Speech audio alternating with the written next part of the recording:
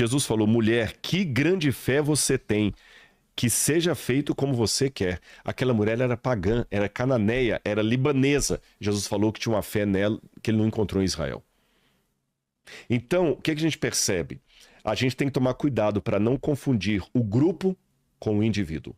Um rei de Tiro ajudou a construir o templo de Jerusalém. Outro rei de Tiro comemorou a destruição de Jerusalém. Agora, olha outra ironia da história.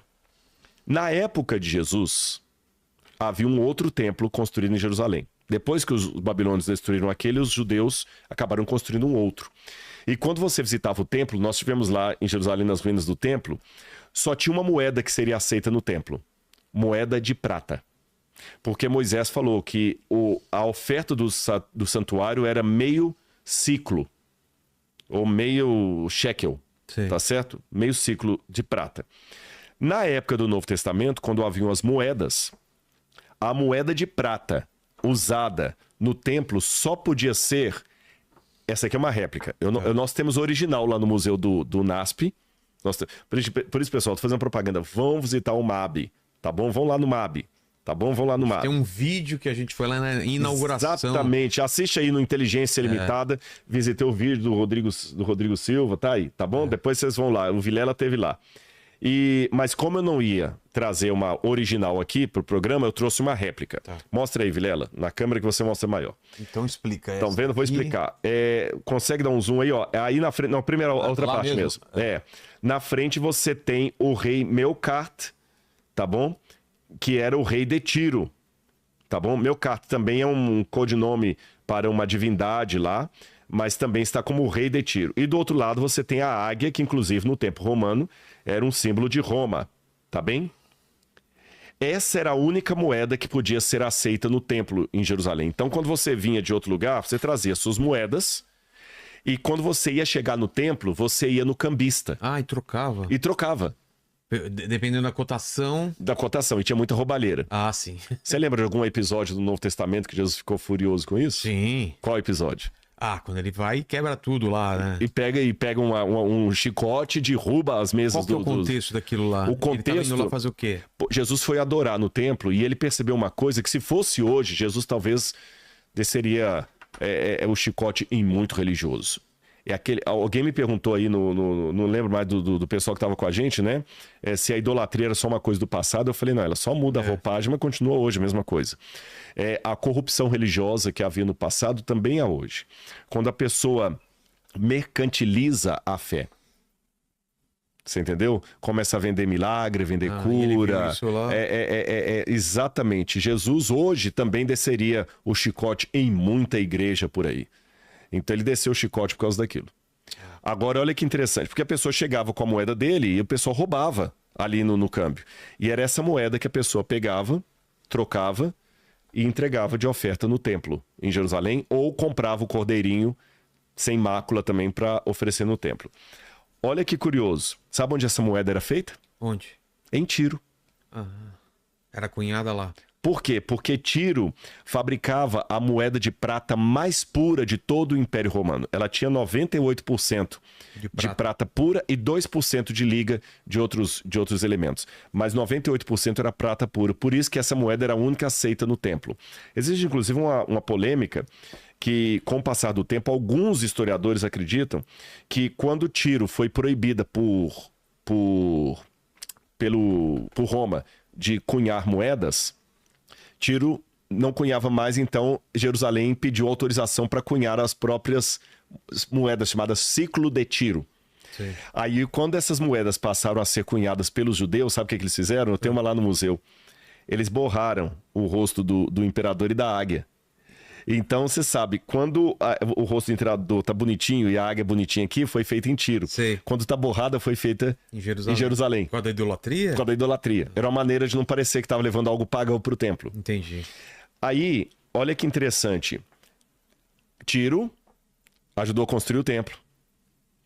Comemorou a destruição do templo. Foi comparado a Satanás. E as moedas que Tiro fabricava que eram as moedas usadas no templo. E quando Judas traiu Jesus, Judas ganhou 30 moedas de prata para trair Jesus. Judas ganhou 30 moedas dessa.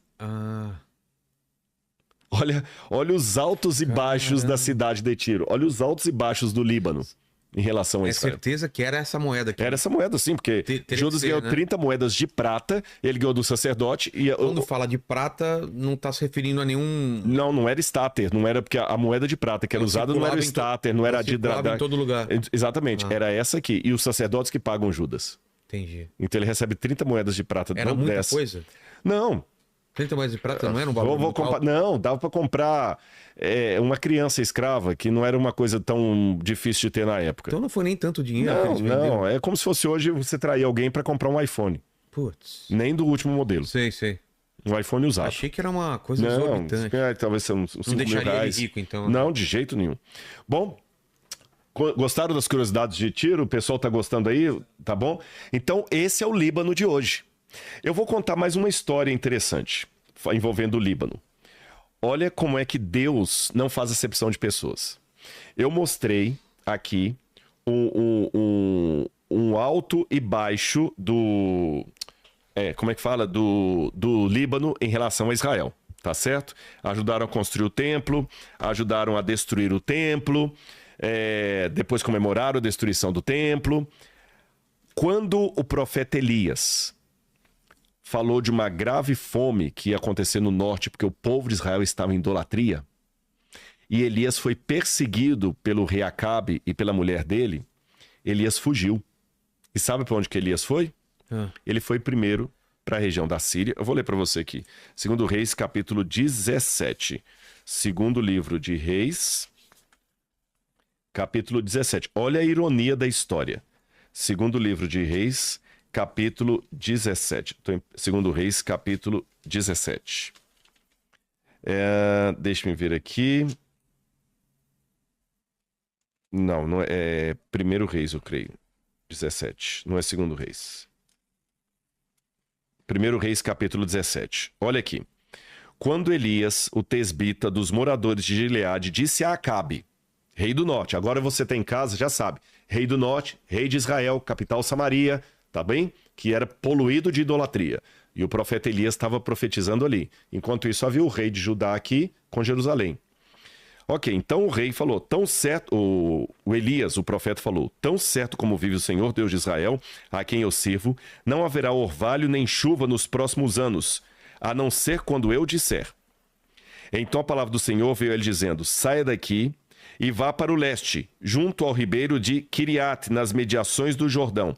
Você beberá a água do ribeiro que ordenei aos corvos que sustentem você naquele lugar. Então Elias vai para o Quiriate, ele atravessa o Jordão e ele vai para a região da Síria, que é inimigo de Israel. Ele passa da Jordânia, do atual Jordânia, depois ele sobe para a Síria, e ele, na época da fome, fugindo, sabe para onde que Deus manda ele? Sarepta. Quem já conhece a Bíblia já ouviu falar de Elias e a viúva de Sarepta. Aqui está em 1 Reis capítulo 17, versículo 8 em diante. Então a palavra do Senhor veio a Elias dizendo, levante-se e vá para Sarepta. Aí eu já vi muita pregação sobre a viúva de Sarepta. A pregação conta a história que Elias chegou na casa da viúva, mediante a fome, falou assim, o que você tem para comer? Me dá alguma coisa de comer. Ela falou assim, eu não tenho nada, eu só tenho um pouco de farinha, eu vou fazer um bolo para mim e para o menino, um pouco de azeite, vou fazer um bolo, vamos morrer, comer o bolo e acabou. Ele falou assim, não, faz um bolo para mim. E ele multiplicou, pela palavra de Deus, a botija de azeite da viúva e também a farinha dela. Agora, uma coisa que muita gente não percebe ao contar essa história da viúva de Sarepta é que ela era libanesa. Olha o que diz aqui, levante-se e vá para Sarepta, que pertence a Sidom. Até hoje você tem a região de Sarepta lá no Líbano. Então, e Jesus no Novo Testamento falou o seguinte, olha, vocês já perceberam, Jesus fala, acho que é Lucas capítulo 4, verso 25, quando Jesus foi rejeitado em Nazaré, deixa eu ver se a passagem é essa mesmo, que eu acabei não anotando ali. Lucas capítulo 4, versículo 25, deixa eu ver se é essa mesmo. Aqui, é essa mesmo aqui, ó. Ó Jesus falando para os nazarenos, lá a cidade dele. De fato, eu afirmo vocês que nenhum profeta é bem recebido em sua própria terra. Jesus falou aquilo lamentando dos seus compatriotas judeus que o estavam rejeitando. E ele disse: na verdade, eu lhes digo que havia muitas viúvas em Israel no tempo de Elias, quando o céu se fechou por 3 anos e 6 meses, reinando grande fome em toda a terra. E Elias não foi enviado a nenhuma delas, das viúvas de Israel, a não ser uma viúva de Sarepta. Sarepta. Havia também muitos leprosos em Israel nos dias do profeta Eliseu, e nenhum deles foi purificado a não ser Naamã, o sírio. O que eu aprendo com isso? Que mesmo sendo reinos inimigos de Israel, Deus tem povo sincero lá. Você percebeu isso? Deus tinha uma viúva sincera em Sarepta e foi para ela que Deus mandou o profeta. Deus tinha um general sincero na Síria, Naamã, e foi para ele que Deus mandou a cura, e não para os outros leprosos. Isso quebra, Vilela, o orgulho espiritual que muita gente tem. Sabe, muita gente é muito xenofóbico. Ou seja, Deus tem povo sincero mesmo entre os inimigos de Israel. Eu vou dar um exemplo para vocês mais. Marcos capítulo 7 conta uma outra história aqui de uma mulher que Jesus curou a filha dela. E a mulher, Marcos capítulo 7, versículo 24, diz assim: levantando-se Jesus dali, foi para as terras de Tiro e Sidom. Agora, você já sabe no mapa. Volta, pode deixar esse mapa mesmo aí, olha. Estão vendo aí no mapa onde está escrito Beyond, tá? O B e o E. Você consegue colocar aí a Beyond, B e o E. Sei, tem um lado. Exatamente. Aqui, ó, Beyond. The River. Isso, não, desce mais. Isso, agora sobe um pouquinho. Sobe. Aí... Essa água aí, ó, passou demais. Aí, ó. Esse é onde está o mouse aí. É o Mar da Galileia. Jesus saiu do Mar da Galileia e foi para Tiro e Sidom. Olha no mapa aí. Jesus foi para o Líbano. E lá no Líbano veio uma mulher Ciro-fenícia. No tempo do Antigo Testamento, toda essa região era chamada de Canaã. E o povo que ele vivia eram os cananeus, inimigos de Israel. Tanto é que Marcos, quando conta essa mesma história, Mateus capítulo 15, chama essa mulher de Cananeia.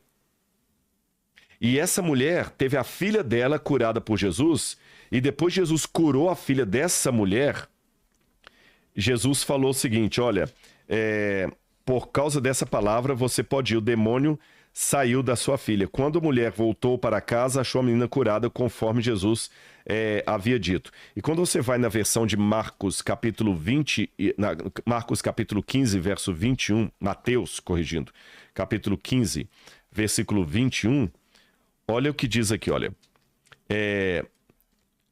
Verso 26. Jesus falou: mulher, que grande fé você tem, que seja feito como você quer. Aquela mulher era pagã, era cananeia, era libanesa. Jesus falou que tinha uma fé nela que ele não encontrou em Israel.